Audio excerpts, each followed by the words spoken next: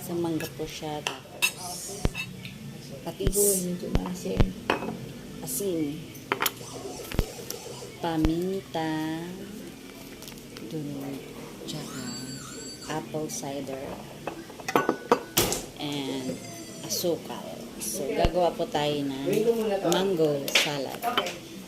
Sarap. So, una po, asin. Ayan, konting asin lang po. Tapos, pagkatapos po is patis. Ayan. Pagkatapos, konti lang po. Kailangan. Pagkatapos po ang suka.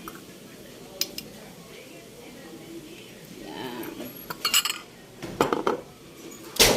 Pagkatapos ay asukal.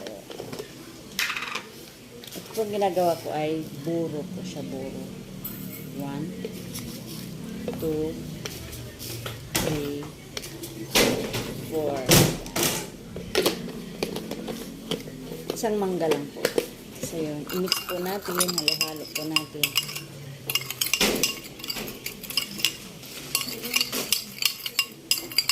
Pwede po nito lagyan ng manghang, sili.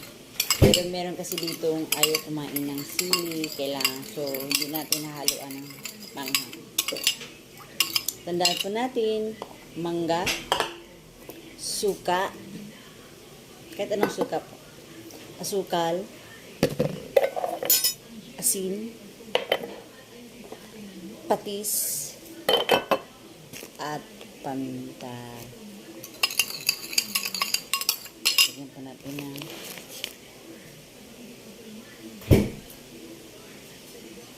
madami. Sorry. So, tsaka natin ihalo. Yan. Halo-haluin lang po natin. Huwag po natin ibuhos lahat. Kasi kailangan malasahan natin na tama lang yung timpla. Pero actually guys, hindi ako ang titikim. Kasi hindi naman talaga ako marunong magawa. Try ko lang to.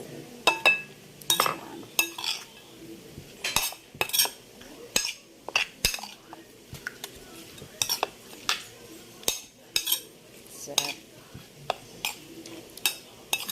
Nangangasim na ako. Nangangasim na. Hindi ito matamis, Dok. Hindi matamis. Medyo maalat-alat. Sarap. Medyo maasim ba? Picture muna natin to. Yan. Parang hindi matamis. Yung pomegranate. Maasim. Medyo maasim. Kailangan halo-haloin natin maigi para matunaw yung Sapay. asin, sukal. So doon natin malalaman kung maalat ba o matamis. Para pantay ang timpla. Hindi natin ibuhos lahat. Option. Diba? Sarap.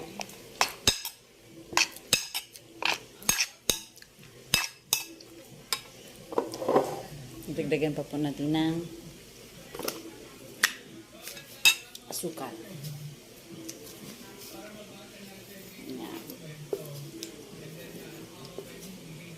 Tapos patis. Kasi sobrang asin pa po niya. So, kailangan mawala yung nangingibabaw kasi yung asin. So, kailangan mawala yun. Kailangan pantay. Pero ang sikreto guys. Wow. Kala mo naman. Kala mo naman may alam. Yan. Yan sikreto guys para magpantay.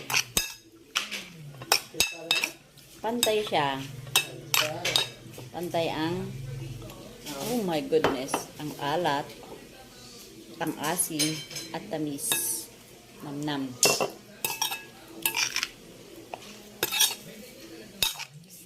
Sarap ng ganito.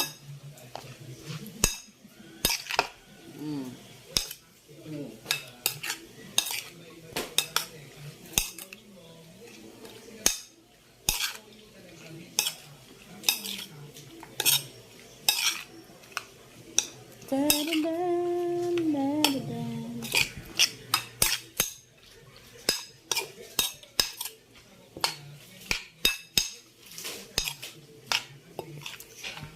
Halo-halo together. Halo-halo together forever. So, yun po mga kasamba. Tapos na po ang salad ko. Oh, yes. Thank you. Bye-bye. See ya.